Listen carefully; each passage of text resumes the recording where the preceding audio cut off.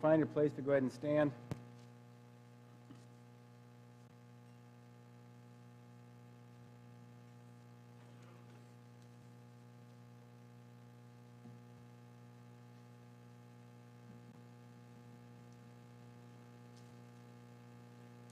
Philippians chapter 4. I'm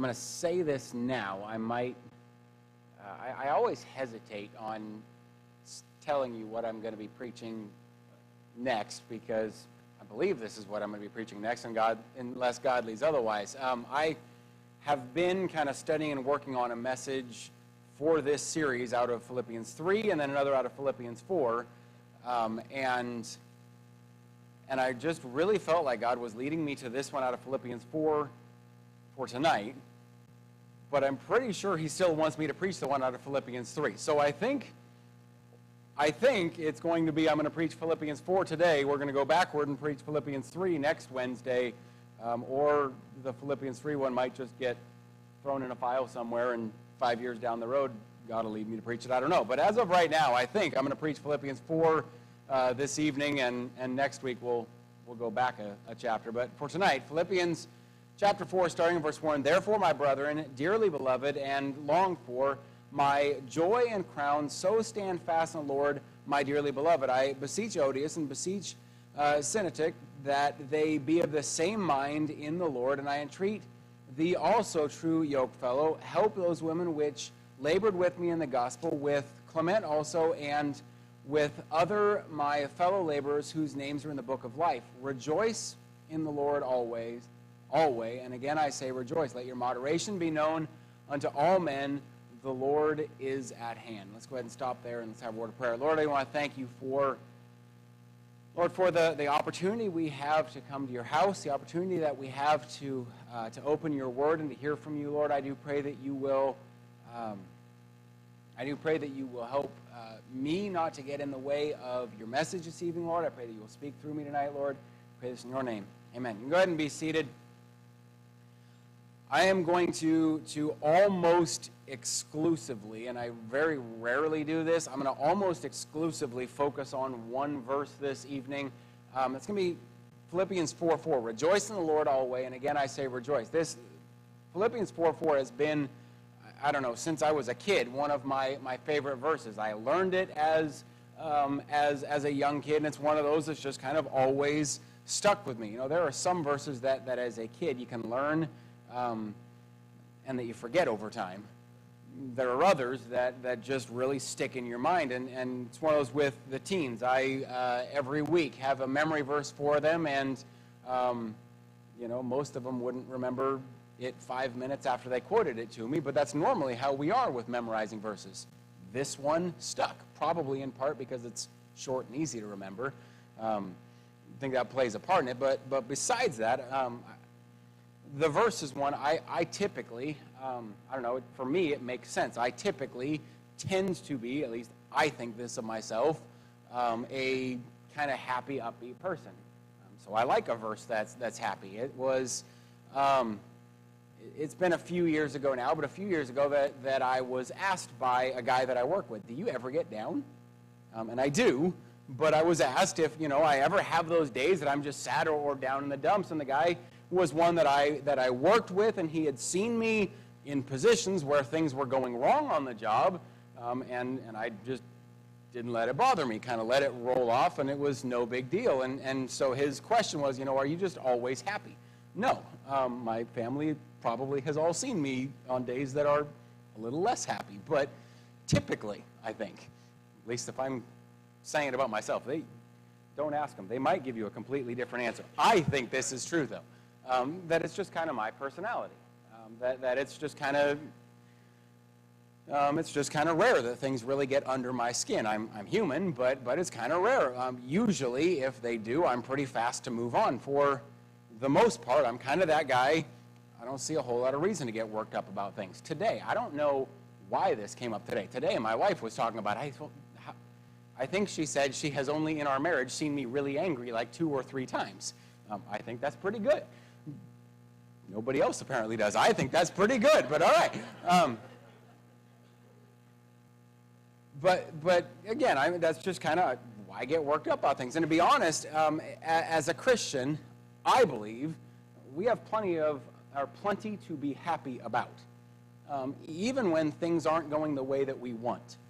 And I'm going to, honestly, I will touch on that multiple times throughout this message, but that is a key to it. We have plenty to be happy about, even when things aren't going how I want. We can be happy. We can be happy that we have another day to live. Again, I'm a tend to think of myself as a positive person, but one of the first things that I do when I wake up in the morning is thank God for giving me another day to serve him. And I don't mean this insensitive or anything like that, but not everyone woke up this morning. The time I spent working at the funeral home made it very real to me that there are a lot of people who go to bed and don't wake up the next day. The fact that I woke up, that God gave me another day, that's something to be happy about. The fact that we have, that God's given us the necessary things to live. That's a reason to be happy. That's a reason to have some joy. We have food to eat. I can look around the room and I don't see anyone that appears to be starving. We talk about thanking God for our food, but often I think, do we really? I'm afraid that a lot of times, and I think it's often we are guilty of this, that praying for our food becomes more of a ritual than truly being thankful for it. We do it because it's kind of one of those, well, as a Christian, you're supposed to do that, right? No, he provided for our food. That's a reason to be happy. We have a church family. My church family, it really is, and I mean this, really is a blessing to me and brings me a ton of joy. Having people in our church that I know, things like I know that if I need prayer, I can reach out to them and they won't just say, yeah, I'll pray for you, but they will. They actually will. That's a huge blessing. That's an encouragement. This last little bit, our family has gone through some things that have needed a lot of prayer, and I have, it is a huge blessing to know that you are. I don't have to, come and get up here and beg you to pray for things that are going on. I don't have to wonder, well, this person said they're praying, but I wonder if they really are praying for me. No, we have a church family that I know cares and prays. That's a reason to have some joy. We have a home in heaven, and I don't know how many or how often you may think about this. Maybe I'm just weird and am the only one that thinks about this on a semi-regular basis, but the fact of how amazing heaven is going to be, and it ought to be that brings us some joy to picture to picture and spend time thinking about just how great heaven's going to be. That ought to bring you and I some joy. We have a Savior who cares. We have a God who cares enough that He sent His Son to die on the cross to take our sins on Himself so that I wouldn't have to. Hey, that ought to give us some joy. We've been rescued from an eternity in hell. We know where our eternity will be spent, and it's not in torments with Satan and his angels. We've been rescued from that. And I honestly could go on and on and on with things that apply to all of us or with things that are individual to me. But as a Christian, we have a ton of reasons to have joy, despite what's going on in our life. We have been blessed so far beyond what we deserve, and yet we are often the most, or I shouldn't say it that way, we often can be the most miserable to be around. Brother Unger and I thought it was funny that he said this. So he asked me what the message was going to be about, and he and I were talking a little bit, and I told him it was going to be about, the choice as a Christian to have joy. And he goes, well, what's the other choice? To be miserable? Yeah. And he goes, a lot of people make that choice. That was Brother Unger, not me. But he's not wrong. He's not wrong. It's in my notes too, Brother Unger, so we were thinking along the same way.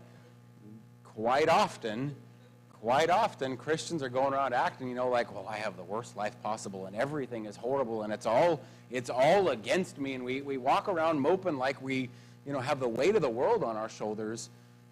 That's the opposite of what this verse tells me. Now, I'm not saying, I'm going to get ahead of myself, I am not saying we ignore that there's difficulties in life. I'm not saying that we ignore the responsibilities and pressures even of our job as a Christian. But I am saying that we have reason to have joy regardless of whatever else is happening. Our lives shouldn't be a life living miserable until Jesus comes. Well, I'm just trudging along living miserable until he calls me home. But it should be a life of joy. Again, I'm not preaching a life of ease, but joy. That's a choice. You can choose to be a miserable person, or you can choose joy. You can choose to be a negative person, or you can choose to have joy. I see three things in this passage that I want us to look at tonight in this little verse that I believe we can learn a lot from. The first thing I want to see very simply, and I'm just going to kind of break this verse apart a little bit. Rejoice in the Lord always. That rejoice always. You know what always means? It means always. It's deep, right? No, rejoice, be happy, have joy always. So that means rejoice in the good times. Remember who's writing this book. This is the Apostle Paul. Apostle Paul had some really good times. He had times in his ministry where everything was going right, where the travels were going well. There's no storms, no problems on the road, and times that when he preached, there were tons of people listening, tons of souls that were saved, times where people were believing and the church was multiplying, not just being added, but the Bible describes it as multiplying. Even if that's just multiplying by 2, that's a pretty major thing going on. Paul knew what good times in his ministry were, and it's easy to have joy in those good times. When life is going exactly the way you want it to, it's not hard to be happy about that. That's pretty good. When life is going exactly how I want, it's pretty easy for me to have joy about that. That, hey, I wanted these things to happen, and they did. That's easy. I've used this example before. A few years back, I was doing a job that was a big remodel, and when we started it, the homeowner, she was really happy. She was excited. It's brand new, and there was progress that was happening, and things were getting done, and that's exciting. And in life, it's the same way. When things are happening and there's progress being done and it's all going how it ought to, it's easy to be joyful when everything goes well, when we see things happening. But we're not just to be happy in the good times, but also and I'm going to kind of go through this, the middle times. Just like Paul had good times, Paul also had some times that I'm just calling them middle times. Times where, nothing really in particular was going wrong. Just nothing much was really happening. I remember when my parents built their house, and I think every day while they were building their house, we would go and we would see the progress. And there were times that was super exciting because you could see a lot of progress. When they pour the foundation, one day, and there is major progress. That's exciting. You can see what's being done, and the framers come in, and every day the framers are there. You can come and say, oh, hey, that wall wasn't there yesterday. It is now. You can see progress. That's exciting. I also remember plenty of days that we would come and we would see no progress. That we'd be walking through going, did anything happen today? Did someone work here? You couldn't see that anything was done. Maybe there was something that had happened, but it was small and behind the scenes and you couldn't see it. It's a little harder to be excited in those times. Again, life has those times. Times that, nothing's really going wrong. You can't really complain that, hey, this is happening. You can't say, well, today was a bad day because, well, this went wrong for me. Just nothing really good is happening either. And those times, it's a little bit harder to find joy. It's a little harder to see the reasons to be happy. Joy in the good times, the middle times. If we're going to rejoice always, that means to rejoice also in the bad times. Paul, who's writing this, telling them to rejoice always, he understood what some bad times were. He had plenty of them. Paul had times where the people he was preaching to wanted him dead. Okay, Brother Brown, I have to tell you this. Brother Brown, I saw this in my notes, and it might remind me, Brother Brown is carrying around a dozen eggs. I don't know why. It scares me a little. Before church, he came up to me and he said, "Are you preaching tonight?" I told him, yes. He goes, "Better be good. I have eggs." So, feeling a little bit like Paul right now. I'm going to stand on this side more. Anyways, just as I saw that in my notes, I remembered the conversation with Brother Brown right before we started. No, but Paul had times where people wanted him dead. Times where the people he's preaching to chased him out of town, or where he was imprisoned. Times of shipwreck when everyone is thinking the ship is going to be lost and they wind up getting shipwrecked. I would say those qualify as some pretty bad times. We're supposed to rejoice in those too. But those are really hard to find the joy in. I mentioned a moment ago the remodel that I was involved in. This lady was really happy when it started. Everything was going well, progress was happening, she was happy, and then the project took a lot of bad turns. The house started sagging. I was doing plumbing, so none of the bad turns were my problem. But the house started sagging in the middle. As they demoed out some of the old stuff, the house started to sag. Somebody really goofed because there were structural walls that they didn't think were structural walls, and they took them out. And then realized in the middle of this project, oops, that was there for a reason, which meant engineers coming and lots of money in that, and new plans and reworking where everything was. So it was to that point, the house was almost done, and they had to rip it down to nothing and start all over again. It was a mess. Here's the reason. All of a sudden, those bad times came, and they were pretty ugly. Her joy, that excitement she had at the start of the project, was gone. There was none. She was very nice to me leading up to that point. When I came to rip everything out that I had just put in for her, she was frustrated. The job was now way over time, and this whole project, I had strongly recommended when we started, you should stay somewhere else. And they decided we're going to have one room we won't destroy, and we're going to live in that one room, and didn't even have a functioning bathroom. They had a porta potty and went to their gym to shower every morning. If you have to do that for a week, that's doable.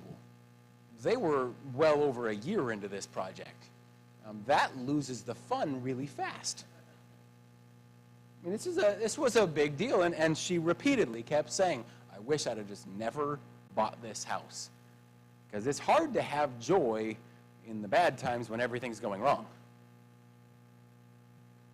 And I know I use an example of a job, but it's no different in our life. We hit a hard time in life, and it was easy when things were going how I wanted for me to have joy. And, it's a little harder when things are just kind of in the middle, but, I can find joy in that. We hit a hard time in our life where it seems like, boy, everything is going wrong. It's pretty hard to be happy about that. It gets pretty hard to have joy all the time when it seems like, boy, everything that I do is going wrong. You have struggles at work, and it's hard to have joy in those. Or you have struggle with your kids, and it's hard to find joy in that. Or there are family problems, and it's hard to find joy in that. Or health issues, and it's hard to find joy in that. Or on and on and on we could go. A lot harder to find joy in those things. Philippians 4:4, it says always.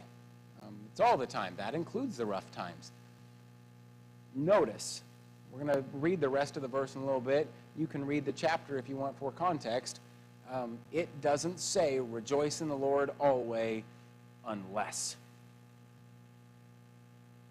Now, he doesn't give stipulations that say, rejoice in the Lord always, but you are exempt if you have these type of problems.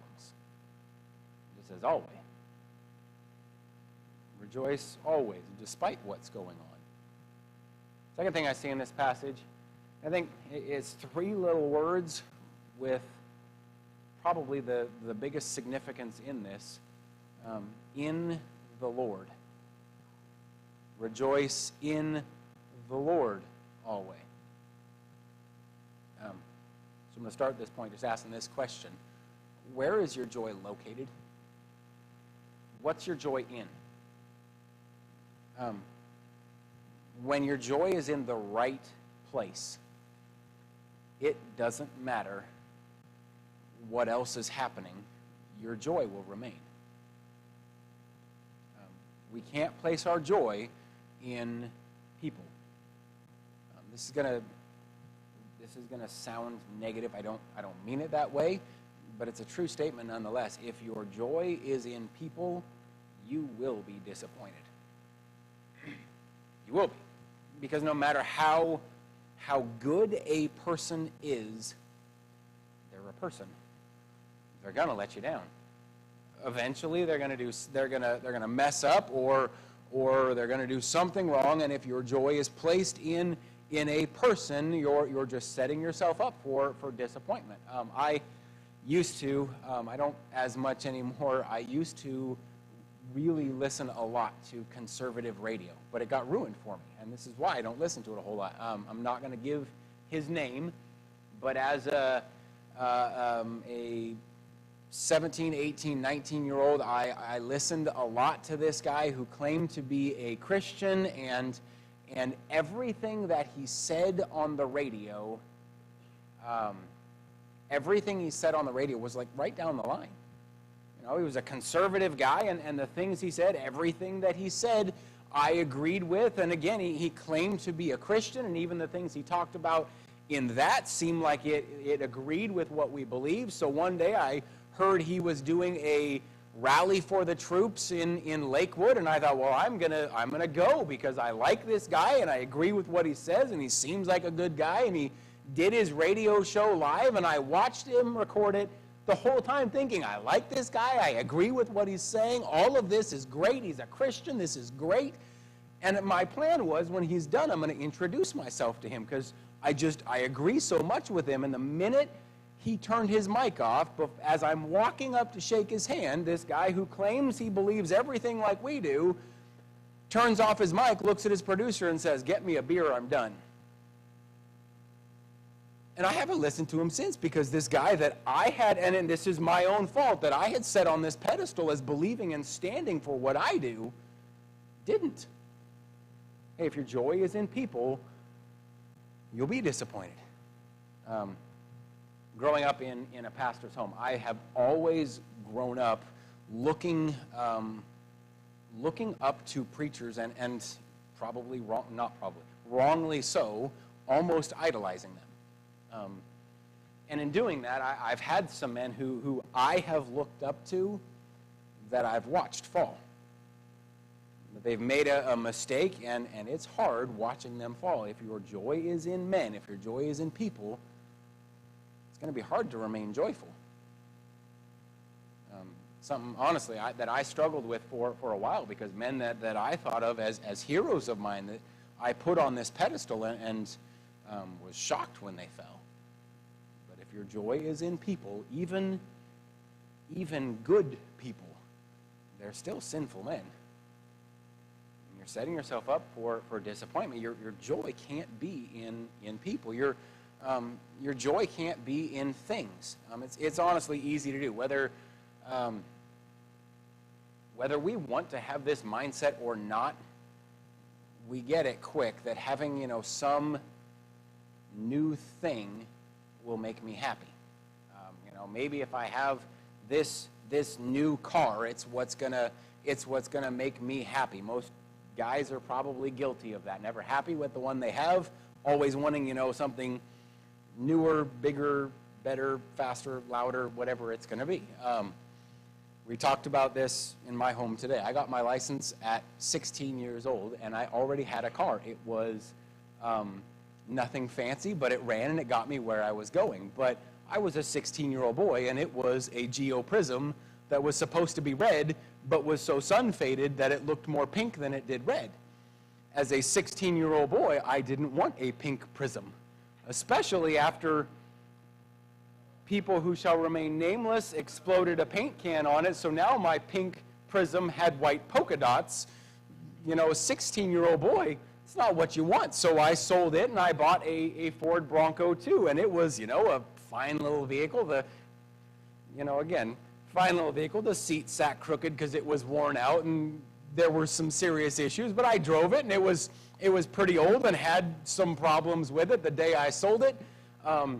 The clutch had gone out so completely bad, and I didn't want to replace it, that I couldn't use any gear other than third. So I drove it all the way from my house down, or my parents' house, all the way down Meridian in third gear the whole way, because that's all it would do was third gear. It was fun.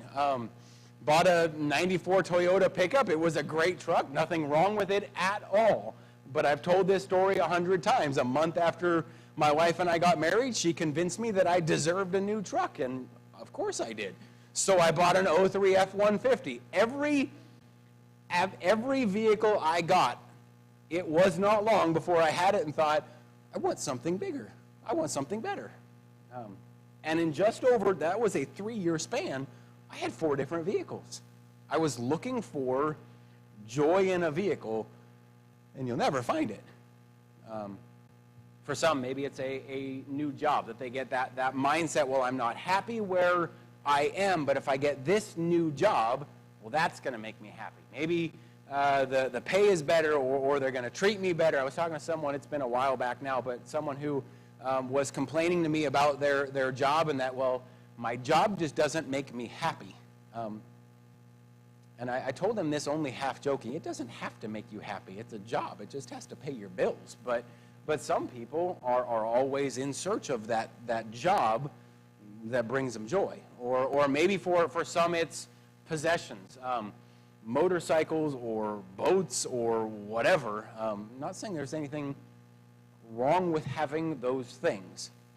What I'm saying is there's something wrong with finding your joy in those things. There's a couple problems with having your joy in those things, or trying to find your joy in those things. They never do actually give you that joy. It doesn't matter how much stuff you accumulate. It never brings you joy. Have you ever noticed that? People with tons of things, and they're never happy with the things they have because they want slightly more things. They have all of this, but I want that. A few years ago, a friend of mine, it's been more than a few years ago, but a friend of mine bought a boat. Anyone who owns a boat knows all a boat does is makes you want more boats. I know Brother Unger can agree with me on this. You get a boat, and immediately you think, not I need a different boat, you think I need 3 more boats that go with this boat, 5 more boats. See? It's growing. But anyways, this friend of mine, he bought a 16-foot bayliner. He had it for 2 weeks before he decided 16 foot really wasn't big enough for his family. So he went and bought a 20-foot bayliner. He didn't even get it on the water when he told me he was going to go trade it in for a 24-foot bayliner. The thing hadn't got wet yet. And he put his family in it and decided this is going to be too small, and went and got a different one. He was looking for joy in his boat, and every one that he bought wanted just a little better. Hey, if your joy is in things, you're never going to find it. But also, if your joy is in things, they go away. You ever notice things break? Things wear out. If your joy is in those things, your joy will fall apart as they do. Don't rejoice in men. Don't rejoice in things. Find your joy in God. Find your joy in God. When your joy is in Him, it never runs out.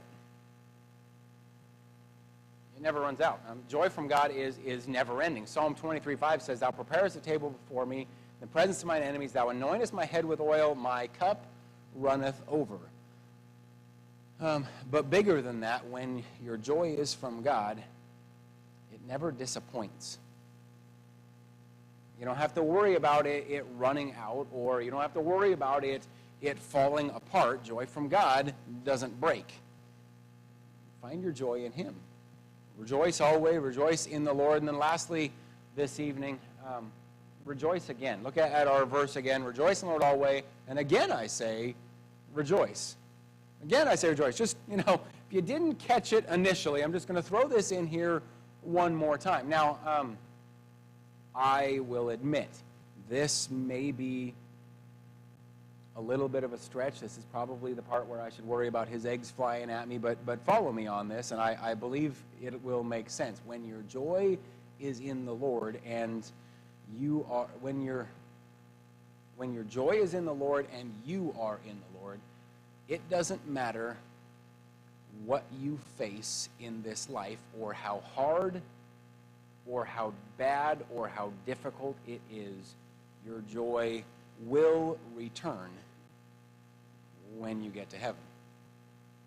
All the troubles that we face in this life will pale in comparison to the joy we have in heaven. And you will, again, rejoice. There'll be joy in, just giving a couple examples. There'll be joy in the beauty that we see, the streets of gold. Can you imagine streets paved with gold? And we,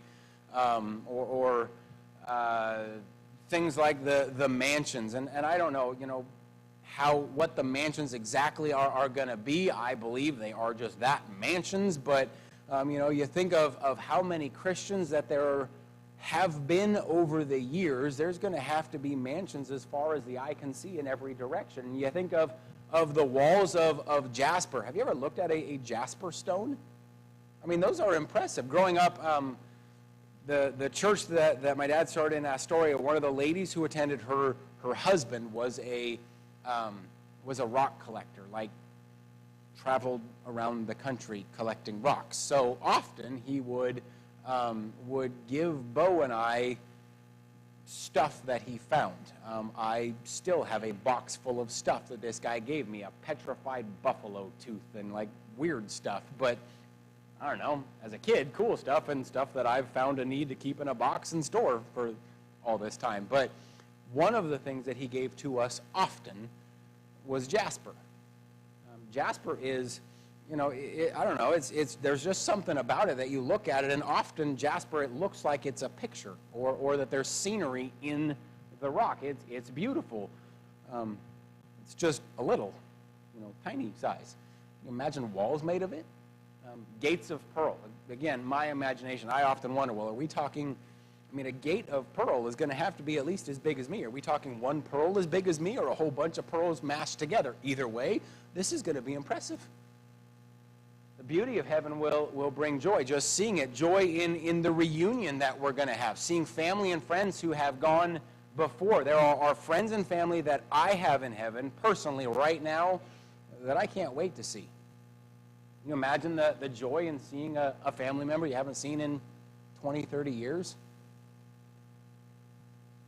I'd imagine there are in here, there are many of us who can think of a friend or a family member, a loved one that we have in heaven that you think, I can't wait to see them again. There's going to be joy in the reunion in heaven. There's going to be joy in the meeting of heroes of the faith.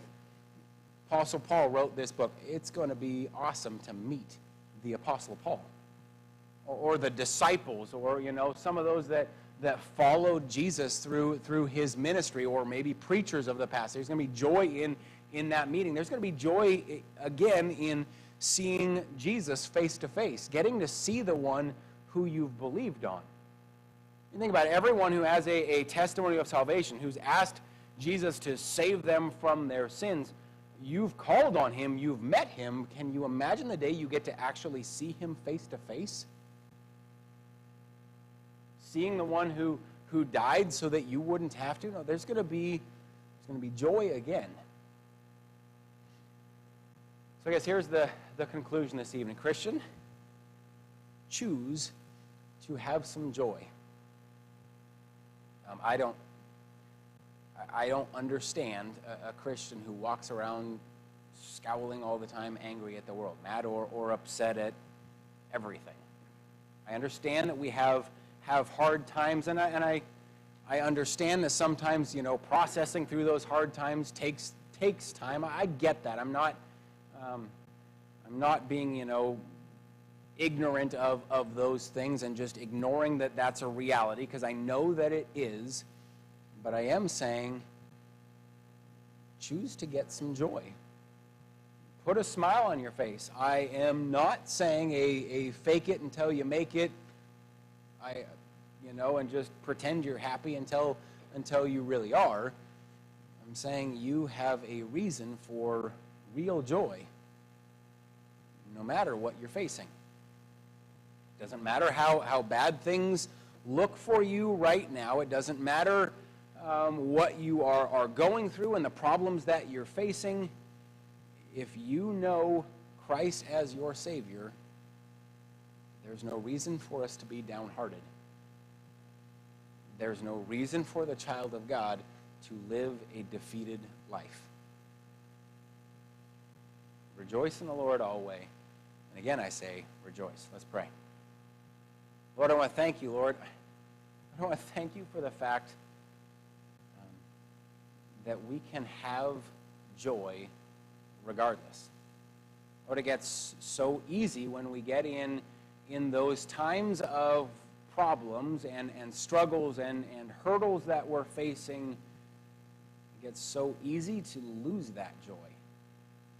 It's so easy to lose sight of you and to get focused on those problems that we forget that as a child of God, I have no reason to live defeated. I have no reason to live downhearted. I always have a reason to rejoice because of what you've done. But I pray that you will help us, Lord, to realize because of you, I can have joy in anything. I pray this in your name. Amen. And tonight, your heads are bowed and your eyes are closed.